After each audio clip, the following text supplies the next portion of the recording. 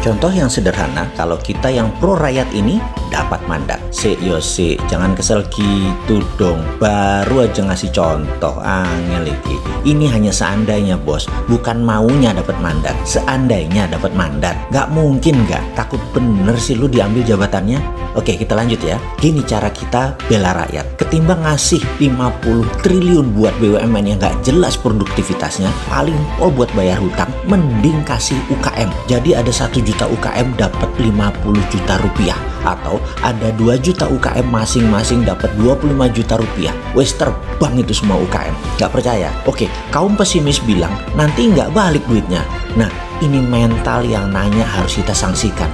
Anda itu NKRI bukan sih? Percaya rakyat. Rakyat dikasih 25 juta nggak bakal beli dolar, nggak bakal taruh uang di Singapura. Kalau gagal duitnya masih muter di tanah air. Paham, Cak? Lalu pemerintah harus sadar dan melek apa itu yang namanya the power of digital. Dengan digital kita bisa mendemokratisasi pasar. Jadi buat landing page di mana para UKM yang akan meminjam dana yang 0% tadi masukkan datanya dan asetnya serta bisnis plannya ke landing page tersebut. Misalnya nama landing page-nya adalah UKM Menang. Maaf, Menang itu tagline-nya Bosman. Jadi selalu jualan ini Bosman. Jadi pakai nama UKM Menang. Lalu diinterview pakai video call.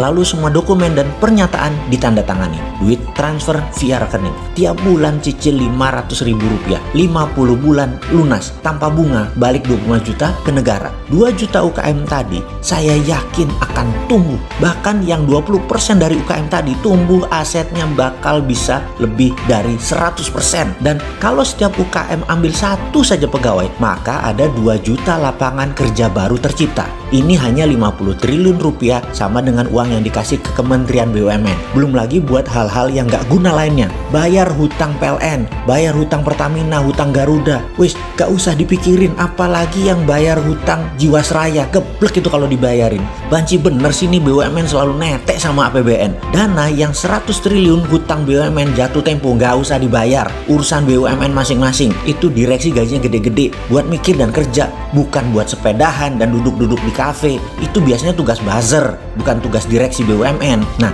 yang 100 triliun tadi akan nambah 4 juta UKM dibiayai 25 jutaan, yang menambah 4 juta lapangan kerja baru. Konsep ini membuktikan kita pro UKM, kita pro pekerja. Kalau yang sekarang ini konsep ekonominya takut inflasi, globalis banget landasan berpikirnya. Karena globalis itu benci inflasi, uang mereka bisa hilang nilainya. Sementara kalau pro pasar, pro kerja, inflasi tinggi dikit nggak apa-apa. Yang penting uang beredar banyak dan ekonomi muter. Konsep ekonomi kerakyatan, ekonomi Pancasila itu sangat anti globalis. Ekonomi Pancasila itu purifikasi ekonomi kerakyatan. Dulu zaman raja-raja berkuasa di zaman abad pertengahan di Eropa, ekonomi ala landlord, tuan tanah yang berkuasa, pajak tinggi ke rakyat.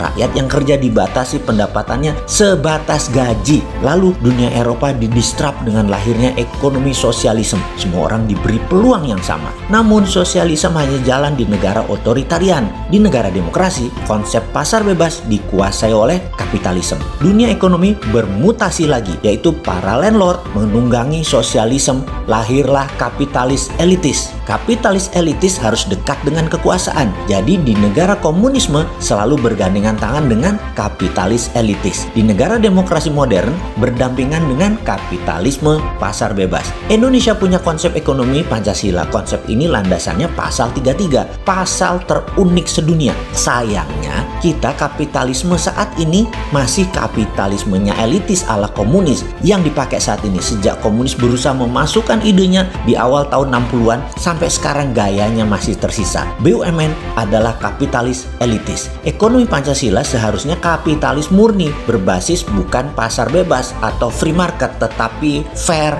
market. Kapitalis sosialis berbasis UKM untuk meningkatkan ekonomi bottom of piramid. Jadi begini melihatnya. Bayangkan ada gambar, hadirkan bayangan kertas yang dibelah dua. Sisi kiri elitis, kanan globalis. Dibelah dua lagi. Sisi atas dan bawah. Atas kapitalis, bawah sosialis. Maka dalam kolom 1 ada kapitalis elitis, yaitu BUMN, IMF, OBOR. Kolom 2, kanan ada kapitalis globalis, misalnya Wall Street, bank. Kemudian kolom 3 dan 4 yang di bawah UKM dan buruh atau bottom of pyramid. Ekonomi Pancasila basisnya adalah kolom 3 dan 4 ini. Pembiayaannya adalah dengan ECF, equity crowdfunding, bursa UKM, dan printing money pakai MMT. Itulah ekonomi kapitalis sosialis atau ekonomi BOP, bottom of pyramid, yang digadang-gadang si Sontoloyo ini. Sudah semakin jelas beda warna kulitnya kan? Kita dengan mereka itu beda.